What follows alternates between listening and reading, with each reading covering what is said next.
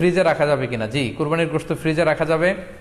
ইবনে আব্বাস রাদিয়াল্লাহু তাআলা আনহুর মত অনুযায়ী 3 ভাগ করা উত্তম, তবে এটা আবশ্যক নয়।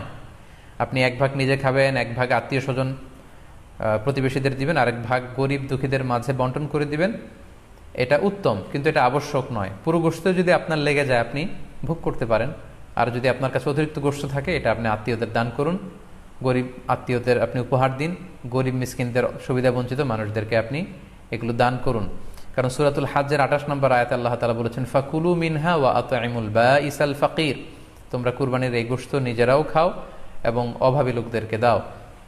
এবং সহিহ বুখারীতে আল্লাহ রাসূল সাল্লাল্লাহু আলাইহি ওয়াসাল্লামের একটি বর্ণনা, আল্লাহ রাসূল সাল্লাল্লাহু আলাইহি ওয়াসাল্লাম বলেছেন, কুলু ওয়া আত'ইমু ওয়াদ্দাখিরু, অর্থাৎ কুরবানির গোশত তোমরা খাও, ওয়া আত'ইমু মানে অন্যদের খাওয়াও, ওয়াদ্দাখিরু এবং তোমরা এটাকে প্রিজার্ভ করে রাখো বা জমা করেও রাখতে পারো। অর্থাৎ আপনি চাইলে ফ্রিজে রাখতে পারবেন, আপনি পরবর্তীতে খেতে চাচ্ছেন আপনি রাখতে পারবেন ইনশাআল্লাহ।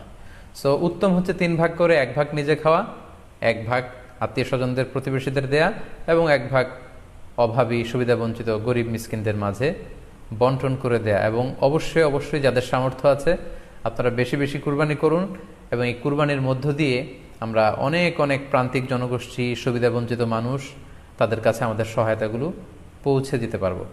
আকিকা,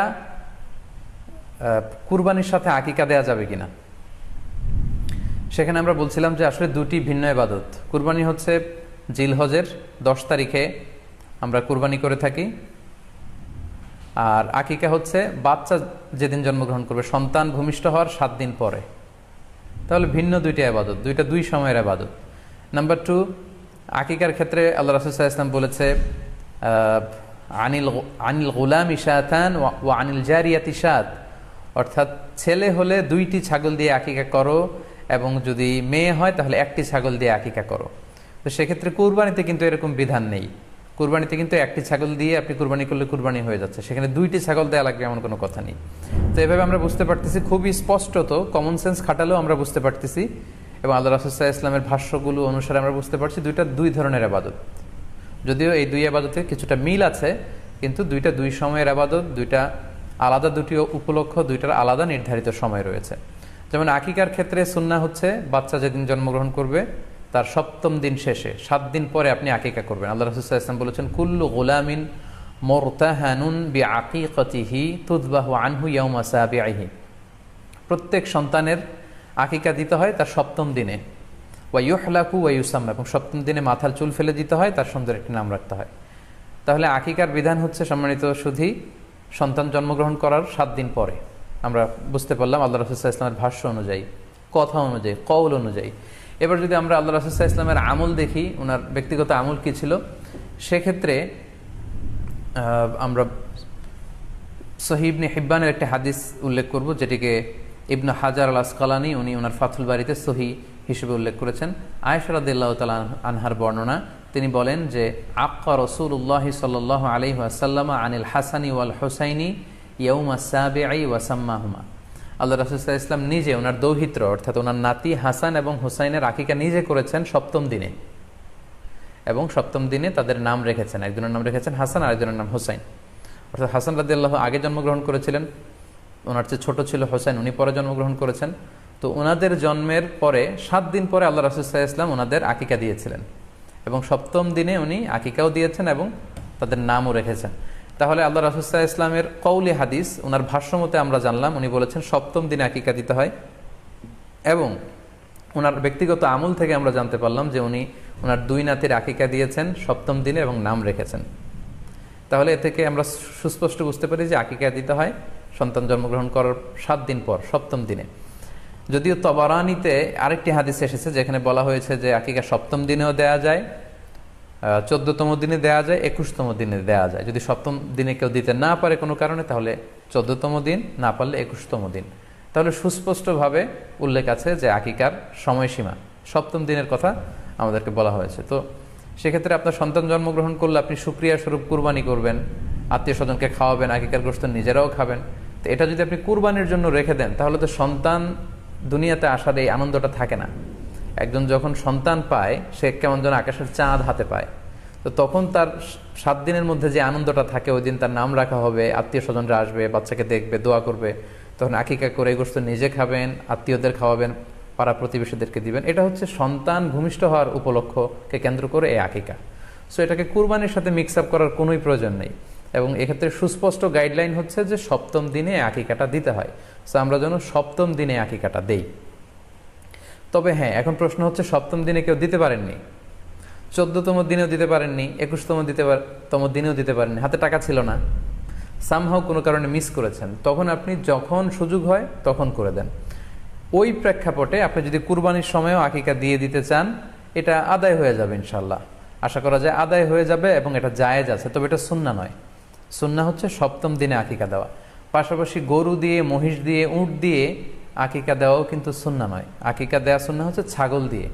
হ্যাঁ, গরুর 7 ভাগে একটি ভাগ কুরবানির সাথে যদি আপনি আকিকা দিতে চান, আকিকা আদায় হয়ে যাবে, এটা জায়েজ আছে, কিন্তু এটা সুন্নাহ নয়। সুন্নাহসম্মত হচ্ছে আকিকা সপ্তম দিনে দেয়া এবং ছাগল দিয়ে দেয়া। ছেলের ক্ষেত্রে 2টি ছাগল, মেয়ের ক্ষেত্রে 1টি ছাগল। আশা করি কুরবানির সাথে আকিকার প্রসঙ্গটি আপনাদের কাছে ক্লিয়ার হয়েছে। জিলহজের প্রথম দশক, মানে প্রথম 10টি দিন খুবই গুরুত্বপূর্ণ 10টি দিন। আল্লাহ তাআলার কাছে খুবই পছন্দনীয় এই 10 দিনের আমলগুলো, এমনকি জেহাদের চাইতেও বেশি হাদিসে এসেছে। এবং কালামুল্লাহ মাজিদে আল কোরআন আল কারিমে আল্লাহ তাআলা এই জিলহজের প্রথম 10 দিনের শপথ করেছেন। এই 10 দিনের এবাদত আল্লাহ তাআলার কাছে এত বেশি পছন্দনীয় হওয়ার কারণ হচ্ছে, এই 10 দিনে আল্লাহ তাআলা উম্মাহাতুল ইবাদাত, অর্থাৎ যত মৌলিক এবাদত আছে সবগুলো মৌলিক এবাদতের একটা সমন্বয় করেছেন জিলহজ মাসের এই প্রথম 10 দিনে, যেটা বছরের অন্য কোনো সময় কিন্তু পাওয়া যায় না। কারণ এই 10 দিনের ভেতরে সালাত আছে, নফল সিয়াম আছে, সাদাকা আছে, কুরবানি আছে, হজের প্রসঙ্গটা আছে, যেটা বছরের অন্য কখনো এরকম উম্মাহাতুল ইবাদত, অর্থাৎ যত মৌলিক আবাদত আছে সব মৌলিক আবাদতের কম্বিনেশন, সমন্বয় বছরের কোনো সময় কিন্তু আসলে হয় না, যেটা হয়ে থাকে জিলহজ মাসের প্রথম এই 10 দিনের ভেতর। এজন্য এই 10 দিনের ইবাদত আল্লাহ তাআলার কাছে অত্যন্ত বেশি প্রিয়। এজন্য আল্লাহ রাসূল সাল্লাল্লাহু আলাইহি ওয়াসাল্লাম এই 10 দিনে যাতে আমরা বেশি বেশি নফল ইবাদত করি আমাদেরকে উৎসাহিত করেছেন। পাশাপাশি আমরা যেন বেশি বেশি তাহমিদ, তাহলিল, তাকবীর দিয়ে এই 10টি দিনকে মুখরিত করে রাখি, এজন্য তিনি আমাদেরকে আদেশ করেছেন। এজন্য এই 10টি দিনে আমরা যেন বেশি বেশি সুবহানাল্লাহ ওয়ালহামদুলিল্লাহ লা ইলাহা ইল্লাল্লাহু আল্লাহু আকবার, এই আজকারগুলো যেন আমরা বেশি বেশি পড়ি। এবং আরাফাতের সিয়ামের ব্যাপারে আল্লাহ রাসূল সাল্লাল্লাহু আলাইহি ওয়াসাল্লাম আশা করেছেন যে 9 জিলহজের যে নফল সিয়ামটি, অর্থাৎ আরাফার রোজা, এই আরাফার রোজা যে ব্যক্তি রাখবে, আল্লাহ রাসূল সাল্লাল্লাহু আলাইহি ওয়াসাল্লাম বলেন যে আমি প্রত্যাশা করি এই সিয়ামের বদৌলতে বিগত একটি বছরের এবং সামনের একটি বছরের যত পাপ হবে এই পাপগুলোকে আল্লাহ তাআলা আমাদের জন্য ক্ষমা করে দিবেন। এবং জিলহজের 9 তারিখ ফজর থেকে কিন্তু আমাদেরকে ওয়াজিব তাকবীর পাঠ করতে হয়, আমরা জানি। সেটা শুরু হয় আরাফার দিন ফজর থেকে, 9 তারিখ ফজর থেকে শুরু করে 13 তারিখ আসর পর্যন্ত এই তাকবীরগুলো প্রত্যেক সালাতের পরে পড়া আমাদের জন্য আবশ্যক। আমরা যেন এই নফল আজকারগুলো, এই নফল তাকবীরগুলো যাতে আমরা বেশি বেশি করে দেই। এবং যারা কুরবানি করার জন্য ইচ্ছা পোষণ করেছেন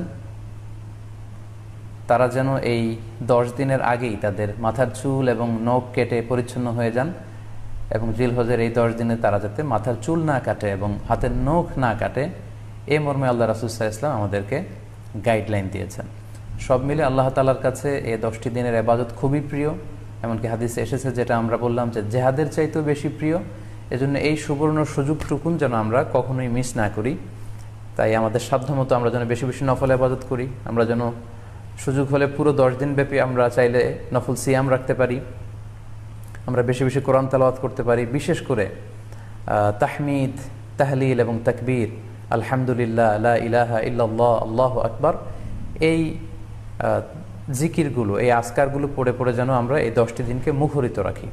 আল্লাহ তাআলা জিলহজ মাসের যে মাহাত্ম্য এবং বারাকা তিনি আমাদের জন্য দিয়েছেন, এগুলো যেন আমরা বেশি বেশি হাসিল করতে পারি। আমিন ইয়া রাব্বাল আলামিন।